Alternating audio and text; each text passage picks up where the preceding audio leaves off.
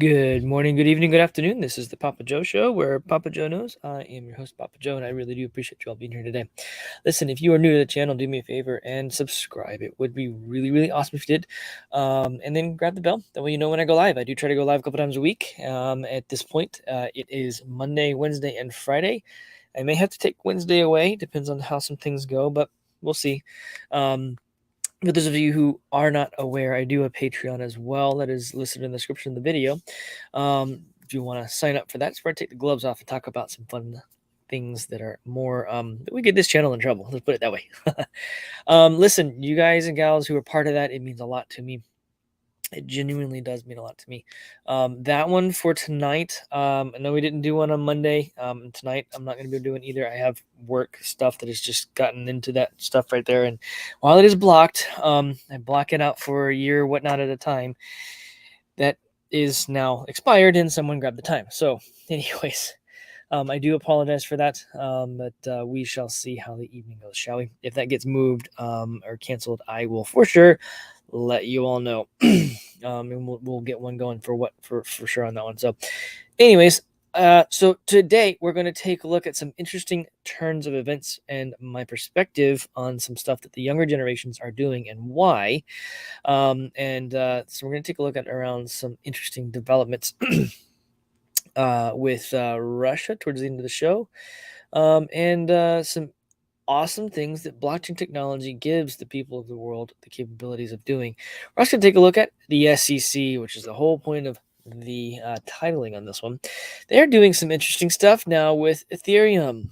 Who'd have thunk it? Who'd have thunk it? Because it's centralized. It's more of a security now.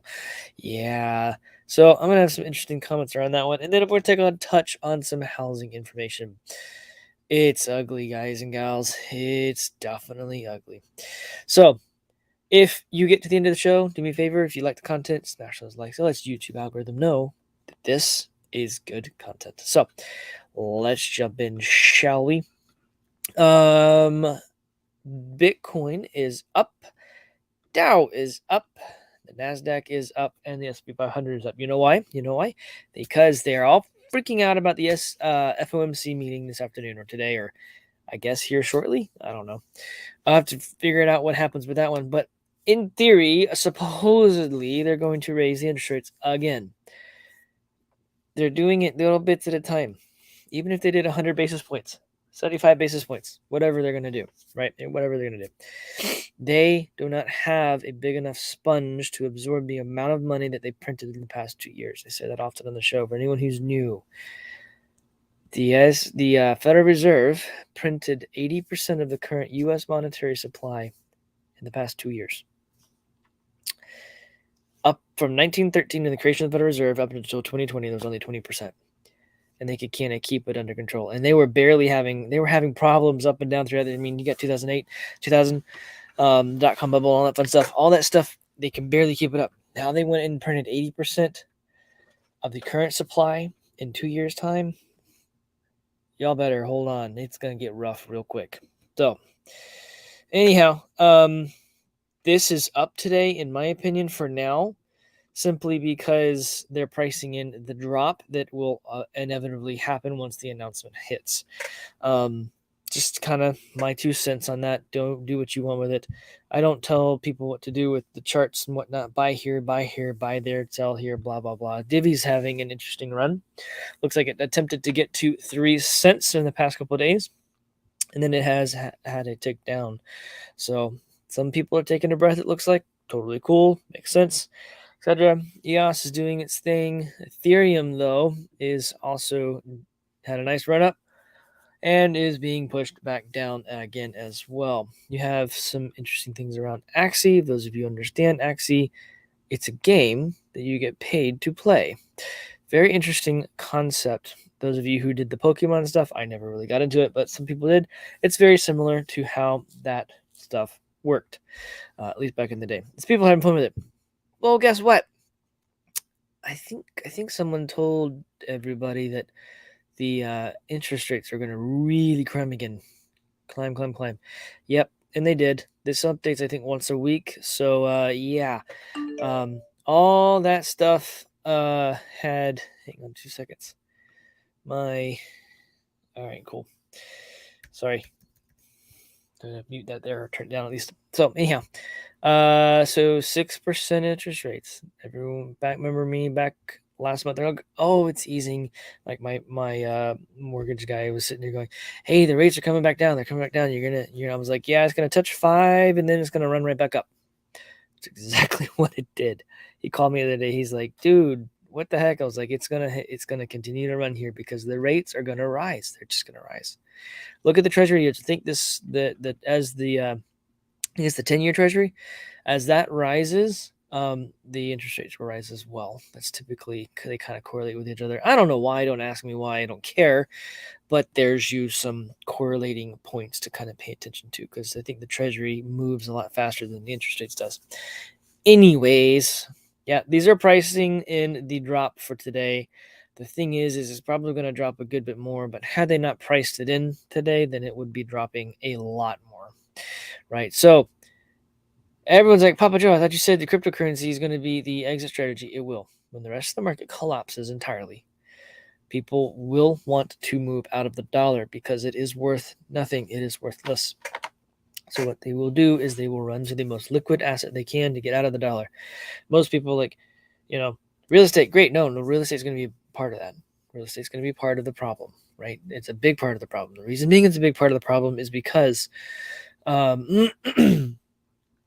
they created securities, they created CDOs, they created all this other crap because it's the bedrock of the economy.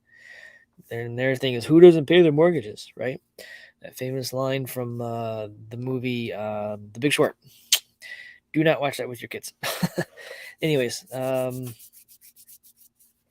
just to kind of paint a picture for everybody, that's kind of what's going to be happening, I think, today. Eventually, crypto will rise like crazy because there will be nowhere else for the dollars to go, because the dollar will be worthless. It'll be gone. Not a good idea. So let's pop over here. Kind of wanted to talk about some interesting stuff with millennials, and this is kind of goes along those lines of crypto is the exit strategy. Well, millennials and Gen Zers are closing investment accounts over inflation. That's not really why they're closing it.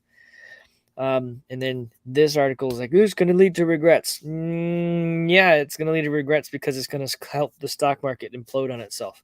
Investment accounts, 401ks, IRAs prop the stock market up because they're automatic investments in the stock market. And you get a tax deferment, you will eventually be taxed at a higher tax rate, and you have to contend with inflation in the current system because you will be forced to withdraw, and you have to then pay income tax at that point, which is usually higher, and then you have to contend with inflation, meaning your purchasing power you have in that account is significantly less. Why have anything in a 401k or an IRA? Unless you're right at that point right now. Even still, the amount of purchasing power you have in there is not what you had in there when you first started the whole thing, right? People are closing their accounts. You know where those millennials and Gen Zers are putting that money? Yeah, they're putting it into crypto. They're putting that stuff into cryptocurrency because cryptocurrency actually is a sound money, and it offers real yield, and it offers real growth. It offers both. It's beautiful. It's fantastic. Great stuff. So, yeah, nearly 1 in 5 consumers have closed an investing, trading, or brokerage account over the past 12 months, according to a survey.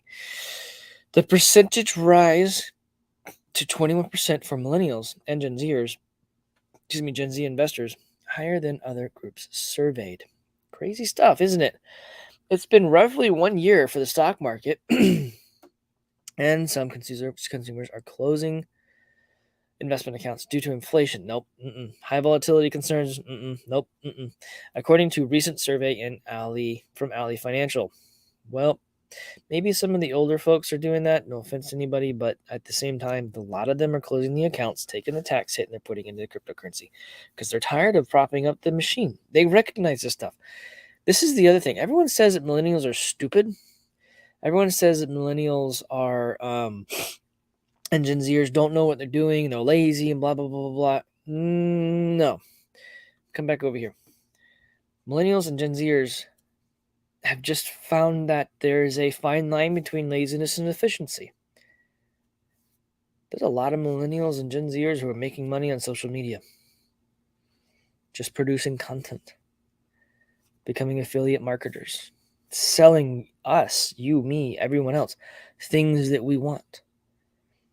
And they're making hundreds of thousands of dollars a year and sometimes millions of dollars a year by working a very little bit. There's a fine line between laziness and efficiency, and they're doing it. They're using the internet. They grew up with the internet. What do you think they're going to do? They're not going to go get a traditional job in any regard.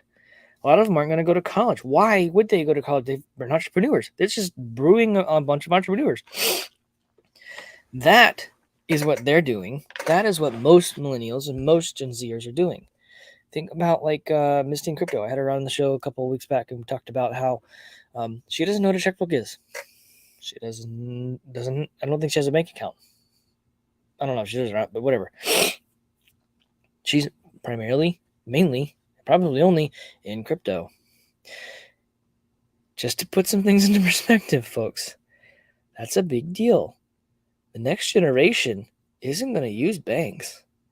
They want to be their own bank. They want to control their own destiny.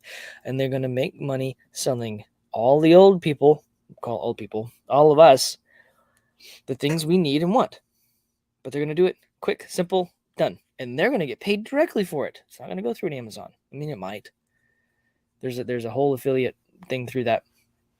Everyone older than them is what I'm trying to say. I'm not trying to say everyone's old. Whatever. You guys know what I mean.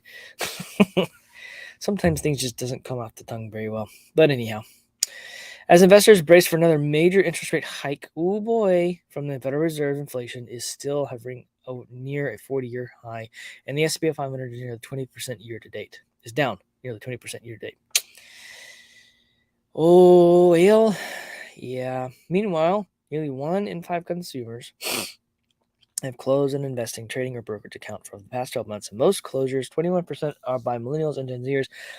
Respondents and ally survey of 900 investors found.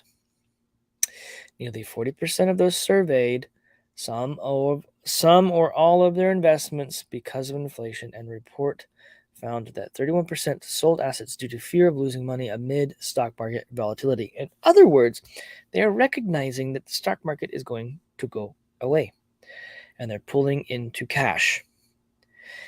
I've been saying this. Everyone will pull into cash, and then that'll cause a hyperinflationary event. The millennials and the Gen Zers are just doing it first because they watched what happened to their parents with 2008 and 2002 and 2000 the .com bot burst. I remember that. That was awful. They understand what's going to happen. They're going to be the first to put into crypto. If they're not already in crypto, they're going to go, yep, this is the next best thing. This is where I can really make some money, and they're going to run in. Okay? Dollar cost average, people. Buy the dips and just hold on tight. Don't let it go. Not financial advice, by the way. Not financial advice. Just putting it out there, folks. Just putting it out there. In other words, he's going to be crazy. So, the Treasury warns against Russia's efforts to evade sanctions with cryptocurrencies. Who said that was going to happen? Yeah, I kind of mentioned that was going to happen. Sanctions don't work with cryptocurrencies because blockchain technology gives freedom to humanity. When countries realize that they have full sovereignty and full control over their monetary systems and their economies outside of the control mechanisms that are in place right now with the centralized banking systems, they will completely and fundamentally change their entire economy and their entire ecosystems when it comes to financials and completely in every other way. And they will thrive and flourish because there will be no control over their monetary policy, over their anything monetary in there from, well, any money aspects at all. Okay? The Treasury Department is leveling heavy sanctions against Russia for evading economic sanctions. If they're evading them, then the more you put on them, it's not going to do anything. Anyhow, Treasury has already identified Russia entities attempting to circumvent sanctions with cryptocurrencies. An official confirmed that anonymity enhanced technologies and other tools used to hide digital transactions can interfere with sanctions enforcements. Yes, it can. And yes, it will. I'm not necessarily. I will talk about what's really going on with Russia and Ukraine and the US and the UN and all that stuff on the Patreon. Okay? If you're not part of the Patreon, those are some of the topics that I will dig into and really give my opinion on. I'm not giving my opinion out here. Primarily like to focus on the economics and other things around there. The reason I talk about that stuff on there is because it's not a popular opinion. And I know a lot of people actually have the same opinion, and it's not popular for the grand populace. But if it's set out here, it will bring this whole thing down and having that reach completely crumbled. Just to kind of throw that out there for you guys and gals. I talk about those kinds of things and how that is that creates economic sovereignty for each individual and sovereign nation. And this is on the world stage. The world is now seeing the rest of the countries who have dealt with US sanctions or UN sanctions or whatever. They're now looking at this going, so you're saying I don't have to abide by those rules anymore, that I can use Bitcoin, cryptocurrency in general, and I can actually use privacy controlled Bitcoin or cryptocurrencies like Litecoin or I think Pirate is another one, and then you have Monero, and there's some other ones as well, where they're truly private transactions. Look, the rest of the world's seeing this and they're going, I don't have to listen to that anymore. The control mechanisms that the United States has around the dollar being the world reserve currency is gone. It's completely null and void now. Russian President Vladimir Putin could use cryptocurrencies to evade U.S. and other sanctions launched against the Kremlin for its unprovoked invasion of Ukraine, a Treasury official told lawmakers Tuesday. He can, and so can every other country, and so can every other sovereign individual. As an individual, you can have sanctions levied against you. With cryptocurrencies, they're null and void. There's no control. There's nothing there they can do.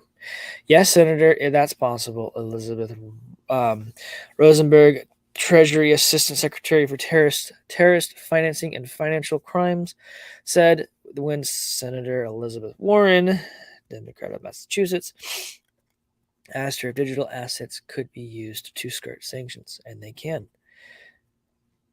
Because it gives you and it gives the nation sovereignty over their own destiny. What's wrong with that? What's wrong with that? Right? There's a lot of stuff going on with Russia. We're going to touch on towards the end of the show, so stick around to the end. A lot of stuff going on with them. But at the end of the day, as the people of any nation, whether they're doing something they should or shouldn't do, it should still be their decision to decide what they want to do with their monetary policy. Why should one big bad big bad policeman, whatever you want to call it, big brother, come in and say, you can't do that because I said so? That's a bunch of baloney. You know what I mean? Anyhow, got to be very careful going forward with talking about that stuff here. I'd be interested to see how long this specific video stays up. But yeah, they're warning against it because it is completely possible, and they are doing it. They're like, sanctioning all the oil, all the gas, blah, blah, blah. Guess what? If they accept it, payment in cryptocurrency and then shipment of it, I mean, no one's going to know. And the sovereignty of that country gets to decide what they do and where they spend the money. And the Treasury and the Federal Reserve are going, their minds are exploding. What the crap do we do? How do we stop this? And there's nothing they can do. They're panicking. Panic in DC. Where have we heard that one before? Black coffee, guys and gals. What are y'all drinking this afternoon? Throw it in the live chat. If you are watching live, I would love it if you at least said hello, so I knew who was watching. And I would love to see, because at the end of the show, I like to come through and say hey to everybody, if nothing else. So the SEC, on top of those two things, so you got the millennials moving their money out of the stock market, their automatic payroll deduction crap, and into dollars at least, and probably into crypto, or if not, and it will be soon. You got the Treasury warning that a sovereign nation is sitting here going, yeah, they can completely circumvent the control mechanisms that the Treasury and the Federal Reserve have over the world. And then you got the SEC claiming that all of Ethereum falls under U.S. jurisdiction. So that means anything that's ERC20 token. I don't know how he seems to claim that it does, but he seems to be just power hungry, whatever. The dude was the CFO for the Clinton campaign, signed off on all kinds of stuff. I don't know how long he's going to be around, just being very honest with you guys. In a civil complaint against a crypto influencer, the SEC suggested that it believes the U.S. government has jurisdiction over all of Ethereum transactions. So it gives itself the power to do so. Wait, that's an unelected official. That's an unelected body of. Oh, yeah. When the SEC filed a federal lawsuit Monday against a crypto influencer, Ian Balina, for his failure to register a cryptocurrency as a security before launching in 2008 initial coin offering, or ICO. Why are they going after one specific one? They went after Veritasium. They've gone after a couple of different ones, but why just this one? Who and why are they trying to make an example of? What are they trying to create the foundation for them to stand on themselves? Yeah. All transactions means a lot of stuff, doesn't it? So, because they failed to register their initial coin offering in 2018, everything at first appeared run-of-the-mill. The SEC has for years filed several lawsuits against individuals and organizations for rolling out unregistered ICOs. Eagle-eyed observers then read a little further into the fine print.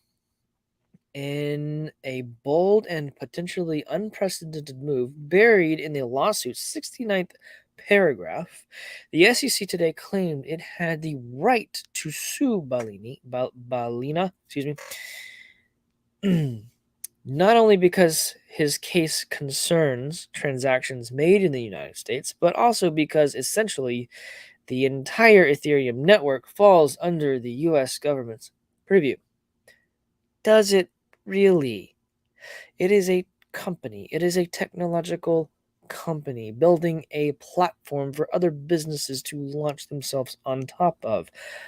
If that's the case, then they should be then they should be suing Amazon. They should be suing Google. They should be suing Microsoft because, I don't know, they have cloud platforms that they've built so that people can build applications on top of those, but they won't because it's a big club and we ain't in it. Here's the deal, guys and gals.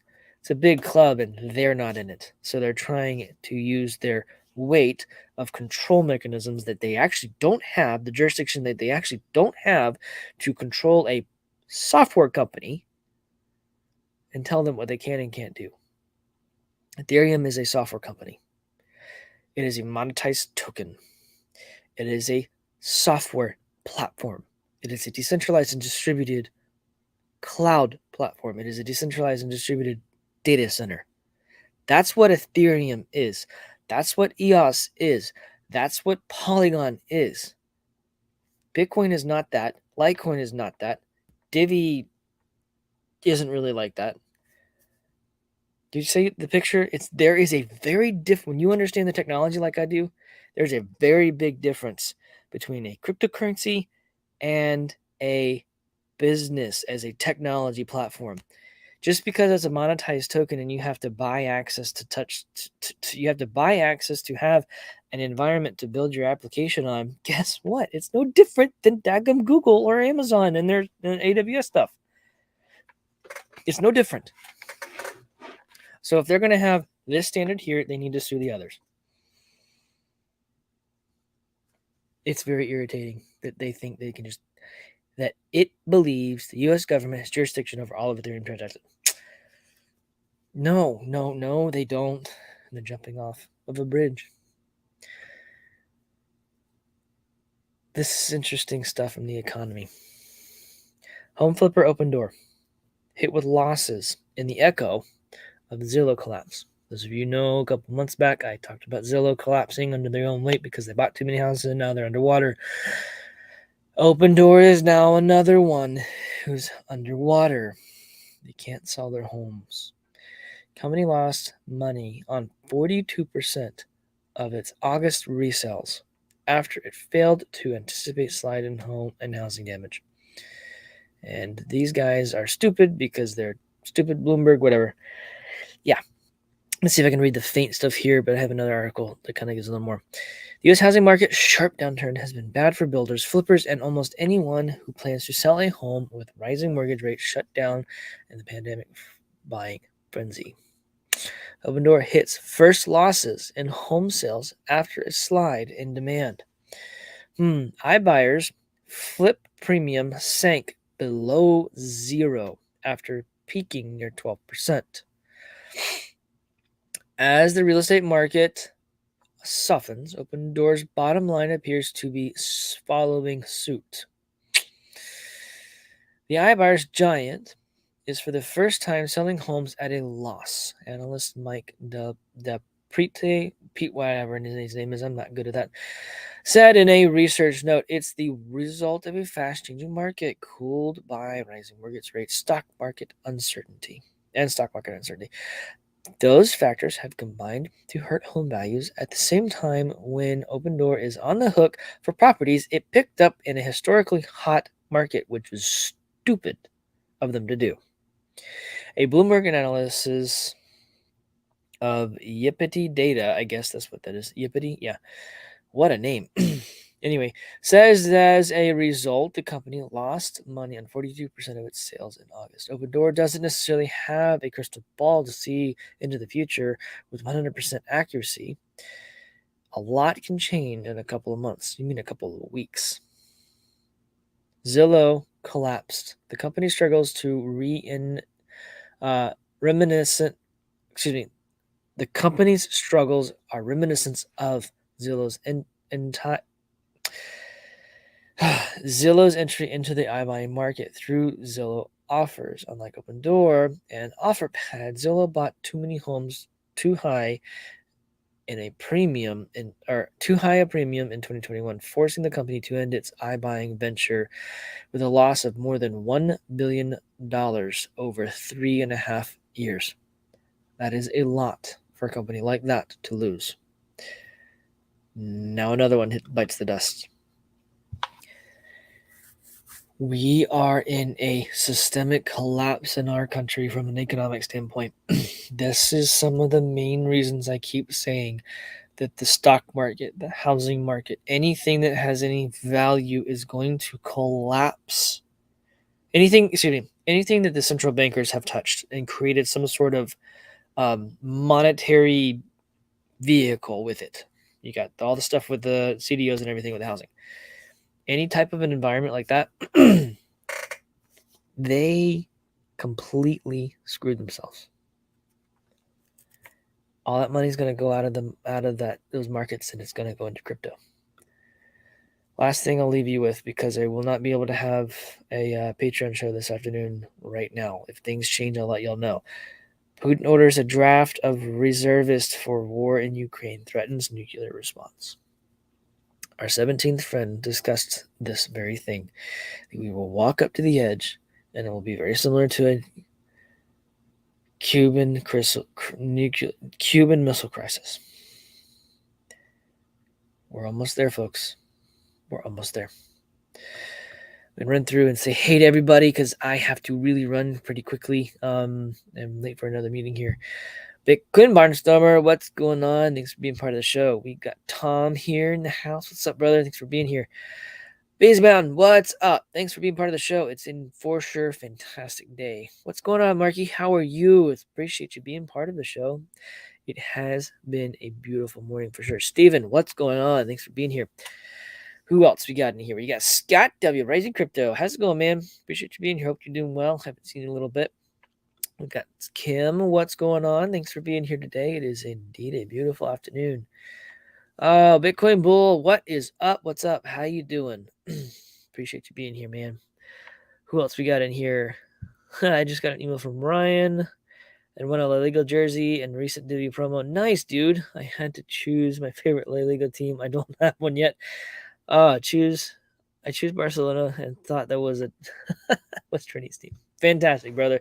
I love it. Thanks. Congratulations, by the way. Congratulations. Who else is in the house? Who else we got part of the show today? I don't know if I said, hey, Steven, what's going on? How you doing? Appreciate you being here. Rick Costa, what's up, brother? Appreciate you being part of the show. Really do. We got Larry Stevens. How's it going, brother? Appreciate you being here. Who else we got here? We got Evan. What is this one here? Emirates crypto deal today underreported. Cool. Thanks for being part of the show. Crypto Anna, how are you? Appreciate it. I love it. Thanks for being part of the show. Very much so. All right, guys and gals, I got to run. I'm late for a meeting. And just remember, unless some things change, there is no Patreon this afternoon. Everything. Oh, wait a minute. Or Friday. I'm going to step away on Friday. I'm going to take a break. So, yeah, there will be no shows on Friday. I'm just remembering that now. So yeah, let everyone know in the chat. I'll let everyone know in the chat. There's no shows at all on Friday. So slip my mind. Yeah, gonna step away and take a quick break over the weekend. A little bit of a longer weekend. So anyhow, y'all have a beautiful, wonderful rest of the day, and I'll talk to you later. Be blessed.